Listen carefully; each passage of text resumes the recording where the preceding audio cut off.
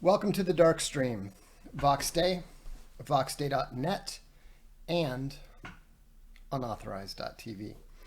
So first, a brief update on where we are.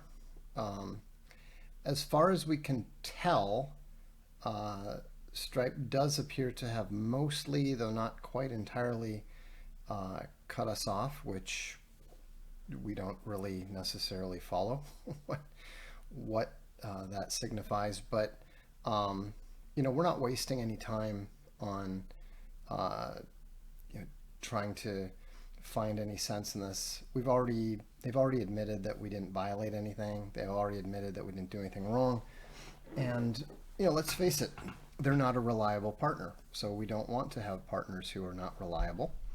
We're making very good progress on alternatives. We've got 2 alternatives, well actually 3, on the bank-to-bank side, which is going to allow us to set up direct recurring payments right from your bank account that will eliminate the problem of credit card expirations and failures. And so this is really exciting. This is something we want to do for a long time anyhow. This is something that we really very much need for Castalia as well, just because one of our biggest problems with Castalia is these occasional credit card issues. Credit cards are just not a very reliable payment technology anymore, to the extent they ever were. We also have 2 solid credit card options. We're not going to go away from that entirely, since some people rely upon them. And our best estimate is that we should be able to have everybody signing up for subscriptions within a month. That's obviously just an estimate. There could be a little longer, could happen sooner. In either case, you don't need to worry about losing your access. First of all of the prepaid subscriptions are going to be honored for as long as they're valid for. We haven't lost any of our information. If you bought an annual subscription 2 months ago, you've got 10 months, no problem there. Just to make sure that we haven't that we don't lose anybody or screw things up, then we've arranged it so that no one who's actually signed in and has an account is going to lose any access regardless, until we get everything sorted out, just like we did last time. So as far as the creators go, as far as I go, as far as you guys go, watching videos and listening to audiobooks and listening to music and all that sort of thing, nothing changes. You'll have full access. The servers actually, as you've probably noticed, are actually running better than they have in quite some time. We've got reports from people that are trying out the biggest videos, which are razor fists, they're the highest resolution. They put the most stress on the system, and they said that they can watch an entire Razor Force offensive without a single hitch, which was not previously the case. So this is just yet another bump in the road. We are handling it. We have no problem dealing with it, and we're going to come out of this as usual in a stronger, better position than before. That's the way it works. That which doesn't kill you makes you stronger. Nietzsche didn't get very much right, but to the extent that he said that, that was largely correct. Sam points out, by using Stripe, you agree that we can simply shut down your business at any time. Okay, thanks. Yeah, I mean, it's disappointing that these companies are still allowed to operate that way. It would be nice if the Trump administration would take a few minutes from trying to acquire Canada and Greenland and do something about strengthening the U.S. economy by not letting the payment processors get in everybody's way all the time. So anyhow, that's the update. So we're going to have. Oh, and I was also told by the devs to assure you that when we turn the subscriptions back on again, super chats are also going to be ready. So that's good news. And I think that as irritating and as annoying as this stuff is, and as challenging as it can be, these are good learning experiences, and these are good reminders of what we need to do to stay focused on what's important. And that's what we're doing. I do have something interesting to show you, I think. Let me see if I can find this. I got this today from the Bindery, and I think, let me see. Okay, it's not there. I can pull it down here. I think this is very exciting because, let's see, save all to downloads. Okay, there we go. See if that works. Okay, good. So this is,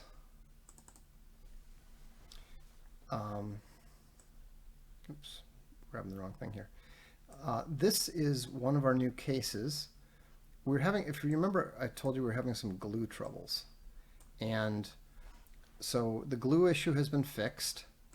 I'm going to rotate this so we can actually see what we're doing here.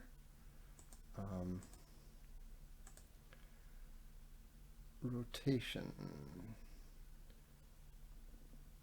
Let's go this way and this way. There we go. So this is, we still need to do a little bit of improvement on right here, right up at the top. There's some detail and stuff on the spine that we're still working on, but the important thing is that is a finished case. It's properly skived, properly glued, nicely stamped, and so we are getting very, very close to being able to do the 2 Byzantium books for the history subscription, which we've got all the leathers and everything for. So so this is really good news, and we're pretty happy about getting to that point. That's been that's what we were battling. That's what we thought the big issue was before this whole thing happened with Stripe. So yes, we're a bit behind on getting books done, but we're building up a pretty good backlog, and once we're able to turn on the spigots, it's going to be, they're going to be coming out of there pretty rapidly. So it was kind of cool too, seeing how Dorking displayed their books that we did for them right on the field. By the way, I haven't, for those of you who haven't been aware, I'm on Instagram now. I mean, I've always been on Instagram, I just never use it. But a couple people made the case to me that I really needed to be doing that, because this is not outreach. This is community. And so we do need to have ways to outreach and let people know that the community exists, let people know that the stuff exists.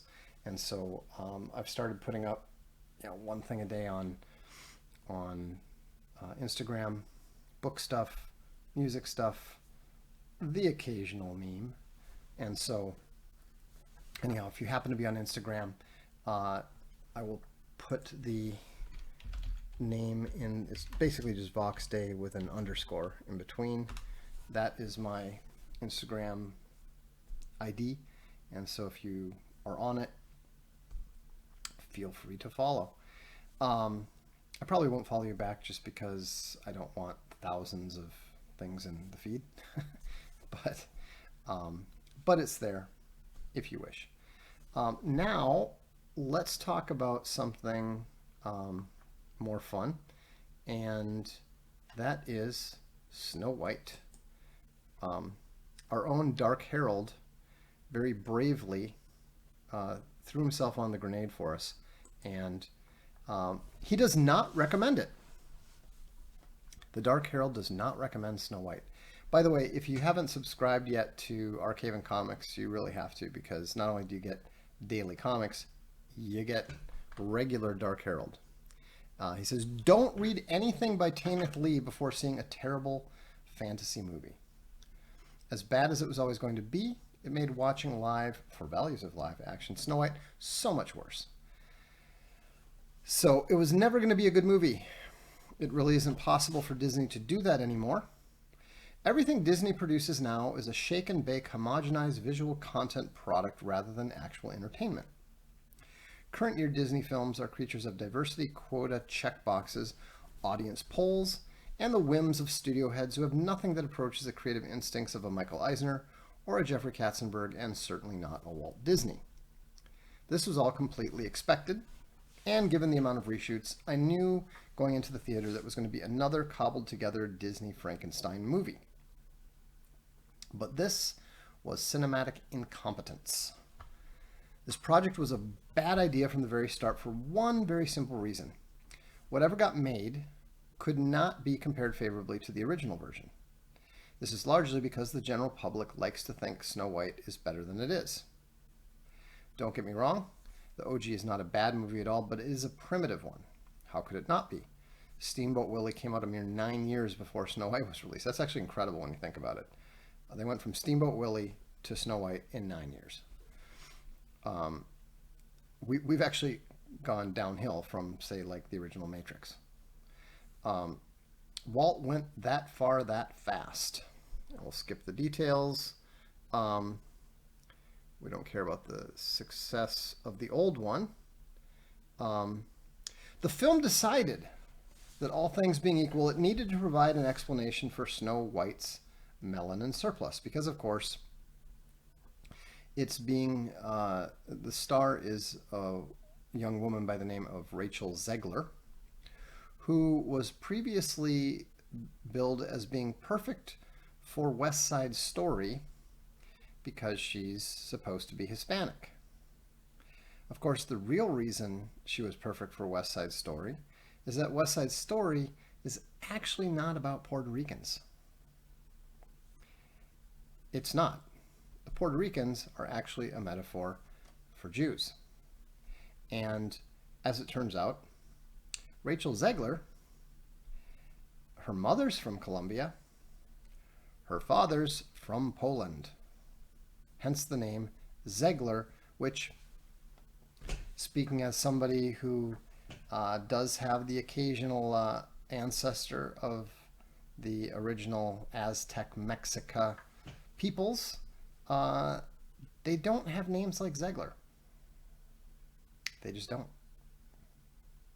So that's why she was picked out from the 30,000 other people. I mean, it's not just because of that. She does have a good voice. She's not unattractive. She's just not appropriate for Snow White for precisely the same reason that she was so appropriate for West Side Story. I mean, this is the irony. When they are the appropriate sort of minority, they're perfect, and this is really great for the role. And then when they're completely wrong for the role, we're just supposed to ignore that. Okay? Well, obviously, people are not going to. Everybody's done with this bullshit. Everybody's done with it. Not quite everybody. They still managed to make, 43 million in the first weekend. Quite a bit of which is no doubt fake, of course. How did they make 43 million when there were actually completely empty movie theaters? It does raise some questions, doesn't it? Anyhow, she was born in a blizzard and the snow was white. Okay, moving on. There's an economy based on apples. The queen dies off camera and the king acquires a mysterious, beautiful Israeli queen. I have to admit, I think Gal Gadot is actually rather funny. you know, if you've never seen the skit where she is playing Kendall Jenner on an imitation of the Kardashians, she's funny. Um, she's not a good actor, and she's not actually that attractive. I mean, I like tall, slender women, and I don't think she's very attractive. So, you know, anyhow, trying to make her the you know fairest in the land and all just makes no sense.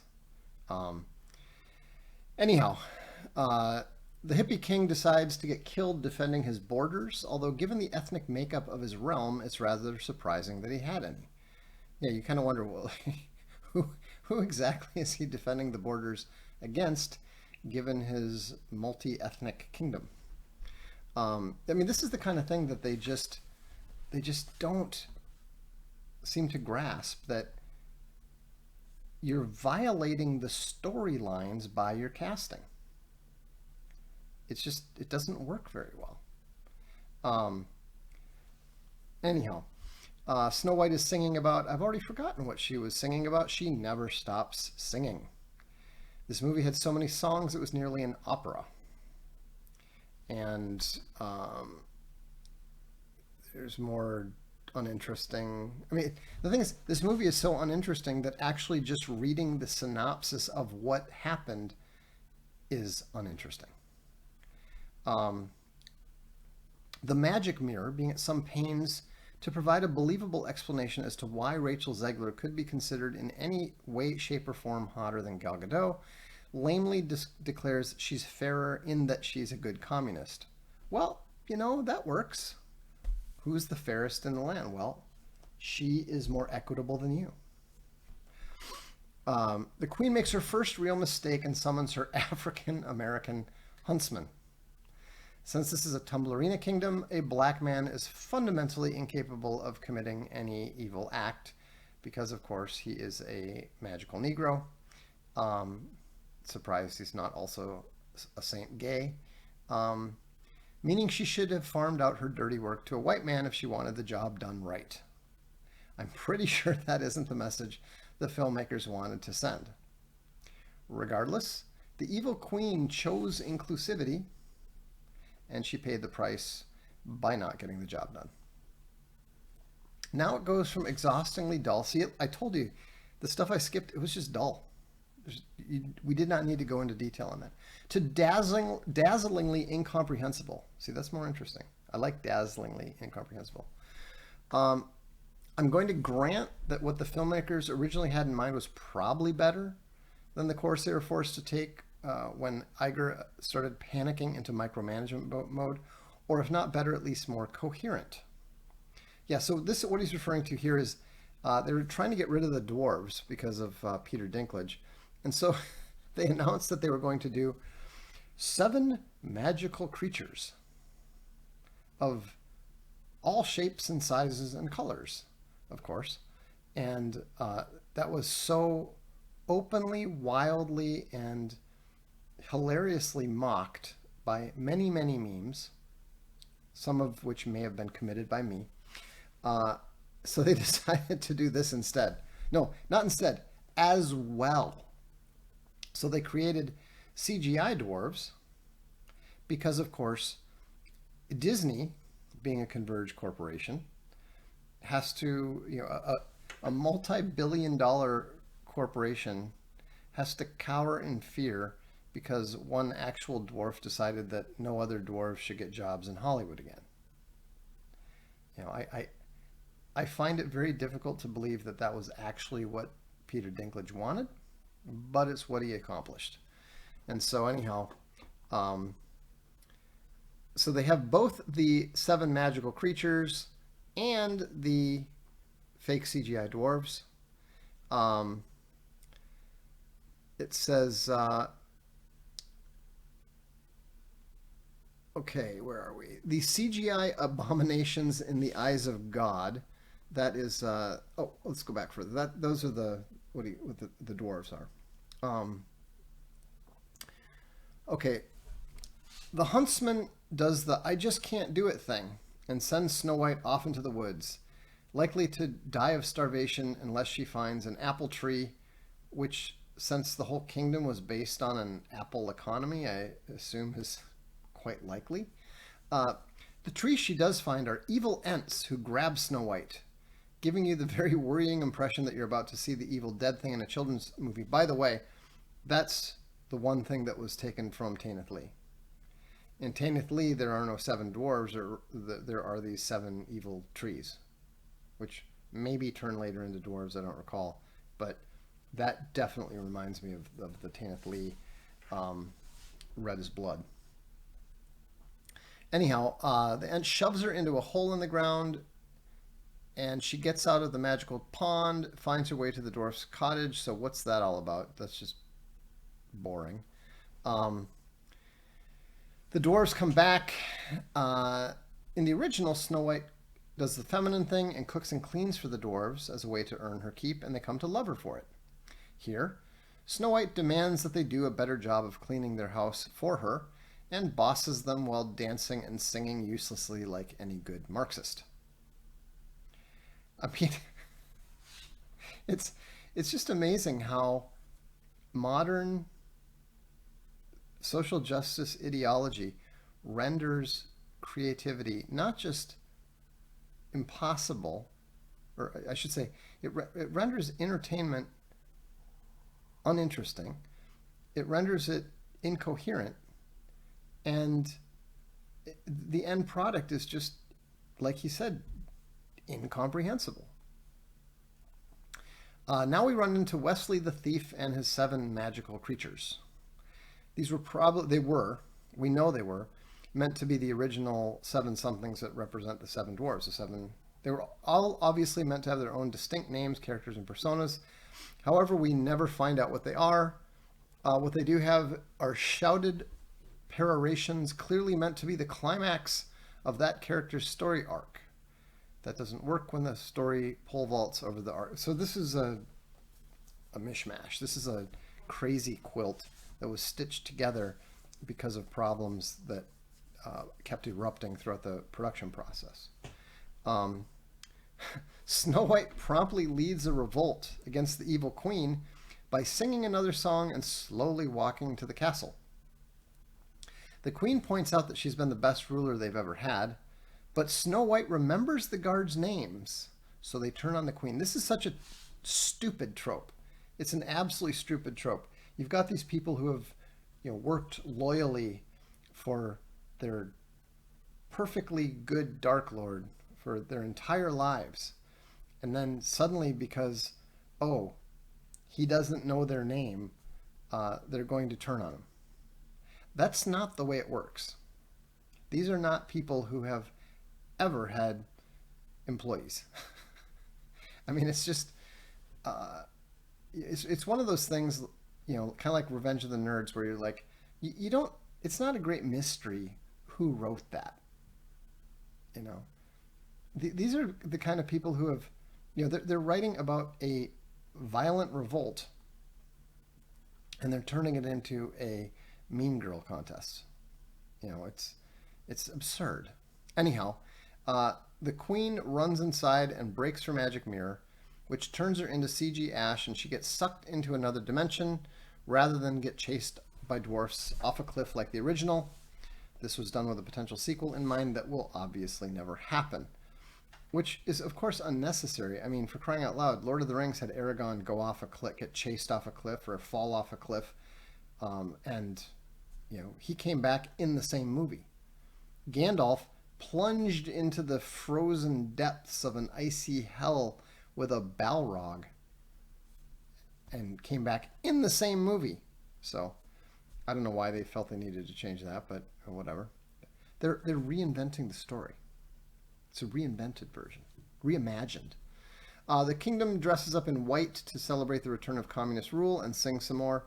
Snow White is now queen.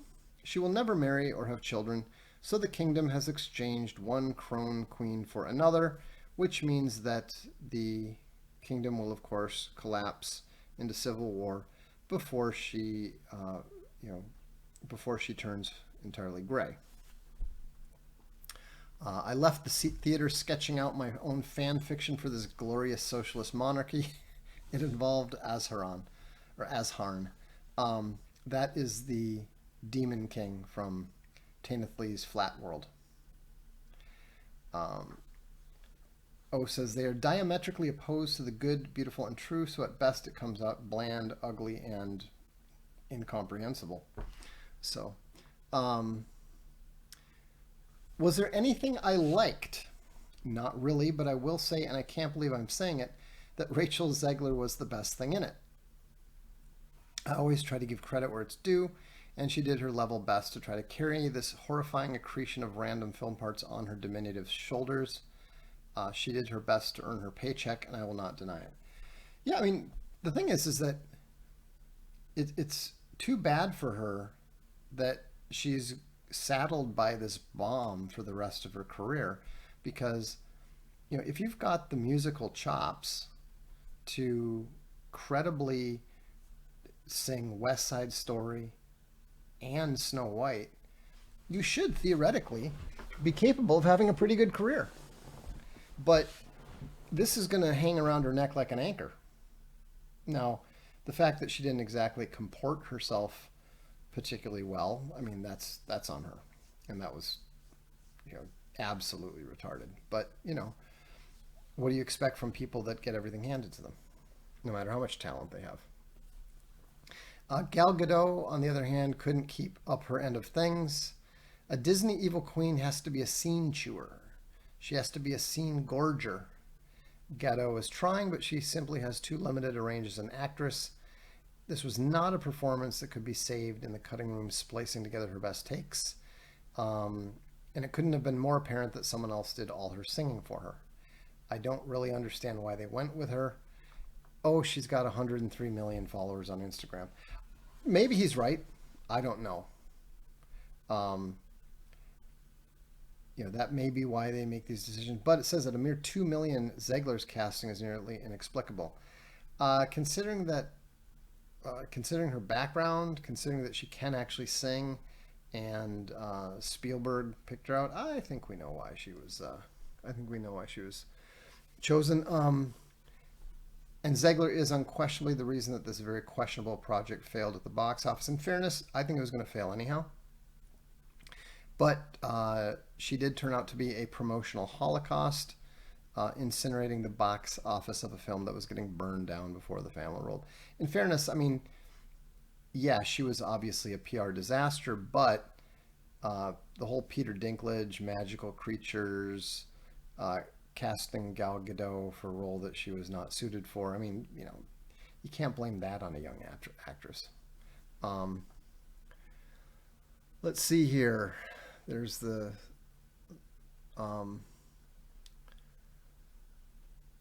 it brought in 43 million domestic. This isn't a bomb. It is an extinction level event.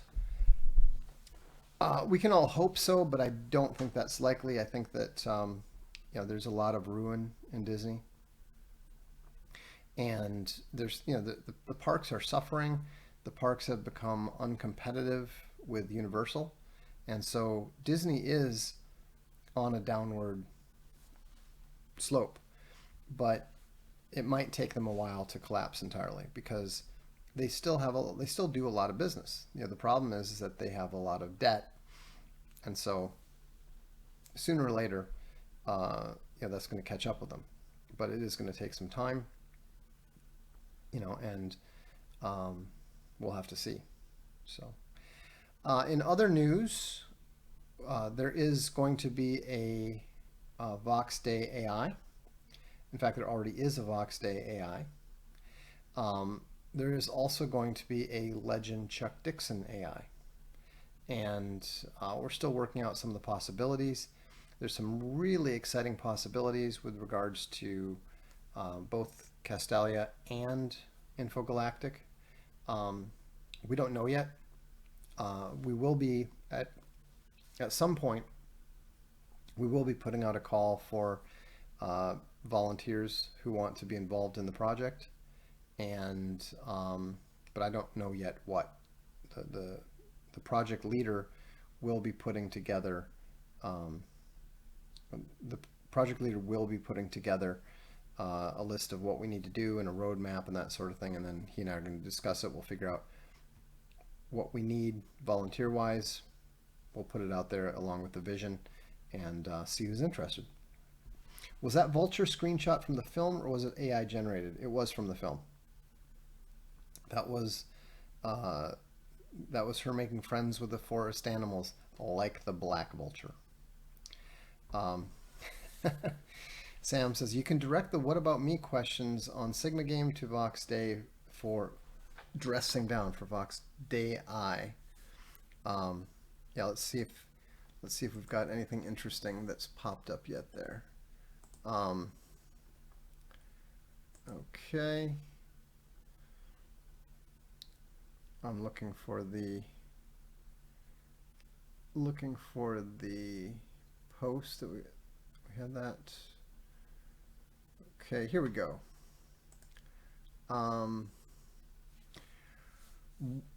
He's encouraging what about me questions. Do we actually have any? Not so yet. Not so yet.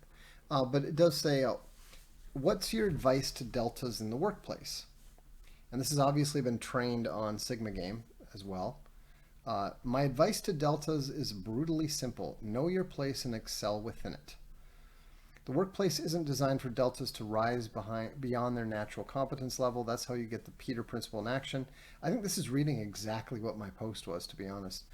Where people are promoted to their level of incompetence, instead of chasing titles or responsibilities that will expose your limitations, focus on being the best at what you're already good at. Reliability, consistency, and mastery of your role will earn you respect far more than hollow ambition ever will. Actually, that does sound like my AI colleague. And for God's sake, stop complaining. Negative language and victim mentality are Delta trademarks, and they destroy whatever status you might otherwise earn. No one respects a whiner, no matter how competent. If you want to be valued, deliver results, keep your head down, and let your work speak for yourself. Leadership isn't for everyone. If you're a Delta, accept that and dominate where you are instead of failing where you don't belong. That's pretty good, actually. You know, I stand by my fake words. So, says Mama Mia. Actually, some of the stuff, there's some really funny stuff. I got to read you guys this stuff. I sent this to the legend Chuck Dixon, and he was pretty amused, because we were talking about training stuff in and possibly making use of it and that sort of thing. Let me see here. I gotta find my email to him. I'm in the wrong directory, I think. Yes, I am. There we go. Okay, so this was the Neil Gaiman style. The bathtub was a vessel of dreams, a porcelain ship adrift in a sea of steam and possibility. Neil sank into the warm embrace of the water, the world outside dissolving into a haze of muted sounds and soft light. A book rested on the edge of the tub, its pages slightly curled from the humidity, waiting to transport him to realms where gods walked among mortals and shadows held secrets too vast for the daylight. In one hand, he held a cup of tea, its aroma mingling with the scent of lavender bubbles, while the other hand trailed lazily in the water, stirring ripples that danced like fleeting thoughts. This was a sanctuary, a place where stories whispered to him from the edges of his mind, where the mundane melted away and the extraordinary took root. Sometimes he would close his eyes and let the water hold him, imagining he was floating through the stars or sinking into the depths of an ancient forgotten ocean. The bathtub was not just a place to wash away the day. It was a portal, a liminal space where the boundaries evaporated. That's some special stuff right there. You have to admit, that's quality AI Neil Gaiman. It was actually, the request was, please write a paragraph about Neil Gaiman's favorite place, the bathtub, in the style of Neil Gaiman, which is pretty good, actually. And then this is just really funny because I asked it to do Chuck. The Punisher doesn't waste bullets or words. He moves through the shadows of New York like a blade through rotten fruit, silent, precise, leaving only ruin in his wake. The scum who peddle poison to kids and prey on the weak don't hear him coming. They just see the skull, a split second before the muzzle flash lights up the dark. And then, nothing. Because Frank Castle doesn't give speeches. He doesn't negotiate. He punishes. The law's got its rules, its loopholes, its bleeding heart excuses.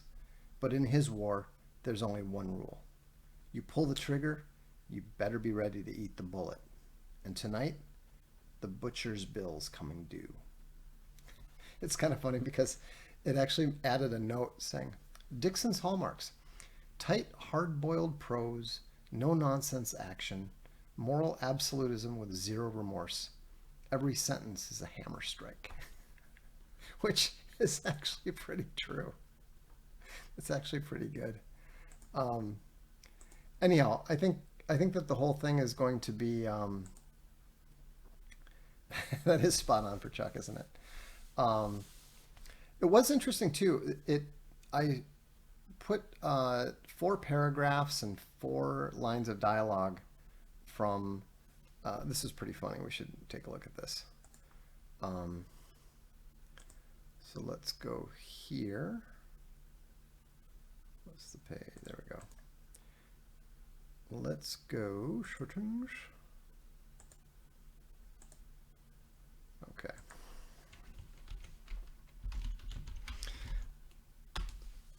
So this was funny because I put this in, and it somehow thought that it was John Scalzi's work.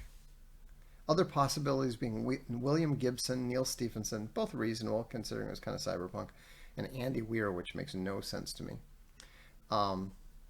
Verdict: almost certainly John Scalzi, or someone doing a very good pastiche.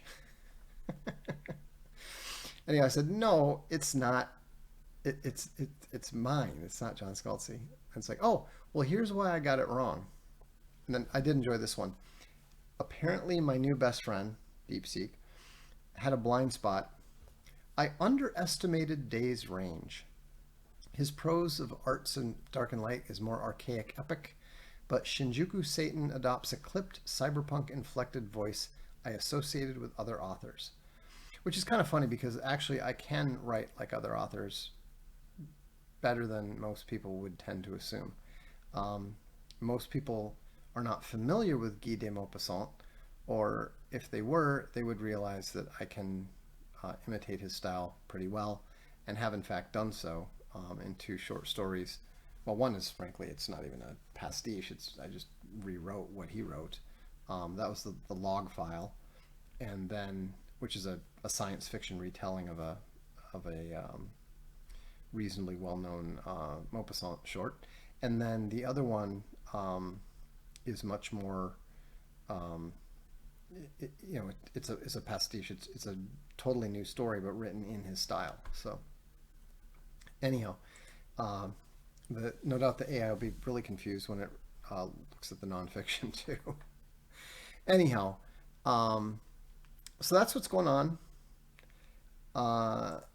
Thank you for tuning in. Again, we are in decent shape on the payment processing side. We're making progress. The devs are on it. We're getting where we need to be, and everything's going to be fine. So, thanks for tuning in. I'm Vox Day, and this is the Darkstream.